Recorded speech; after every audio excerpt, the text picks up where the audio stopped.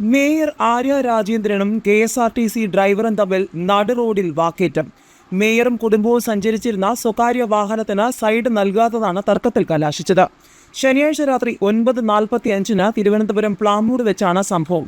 വാഹനത്തിന് സൈഡ് നൽകിയില്ലെന്ന് ആരോപിച്ച് mayor Arya Rajendran KSRTC bus തടയുകയായിരുന്നു. മേയറും ഒപ്പമുണ്ടായിരുന്നവരും ഡ്രൈവറെ ചോദ്യം ചെയ്യാൻ ആരംഭിച്ചതോടെ വാക്കുതർക്കമായി. ശമ്പളം തന്നിട്ട് സംസാരിക്കുന്ന ഡ്രൈവർ പറയുന്നത് വീഡിയോയിൽ കേൾക്കാം. തങ്ങൾക്കെതിരെ ഡ്രൈവർ അശ്ലീലാംഗ്യം കാണിച്ചെന്ന് മേയർ ആരോപണം ഉന്നയിച്ചു. മേയർക്കൊപ്പം ഭർത്താവ് സച്ചിൻ ദേവ് MLAയും വാഹനത്തിലുണ്ടായിരുന്നു. കെ.എസ്.ആർ.ടി.സി ബസ് അമിത വേഗത്തിലെത്തി മേയറുടെയും മറ്റൊരു വാഹനത്തിൽ തട്ടുന്നതിന് സമാനമായ സാഹചര്യത്തിൽ കടന്നുപോയതായും ചിലർ പറയുന്നു. ഇതിനിടെ ആര്യയ്ക്ക് നേരെ ഡ്രൈവർ അശ്ലീല ആംഗ്യം കാണിച്ചുവെന്നാണ് ആരോപണം. സംഭവത്തിന്റെ CCTV ദൃശ്യങ്ങൾ പരിശോധിക്കാനുള്ള തീരുമാനത്തിലാണ് പോലീസ്. ശനിയാഴ്ച രാത്രി തന്നെ മേയർ പോലീസിൽ പരാതി നൽകിയിരുന്നു. അപകടകരമായ രീതിയിൽ ബസ് ഓടിച്ചതിനെതിരെയാണ് പരാതി. മേയർക്കും MLA സച്ചിൻ ദേവിനുമെതിരെ ഡ്രൈവർ അശ്ലീല ആംഗ്യം കാണിച്ചതിനും കേസുണ്ട്. സംഭവത്തിൽ KSRTC ബസ് ഡ്രൈവർ യദുവിനെതിരെ പോലീസ് കേസെടുത്തു.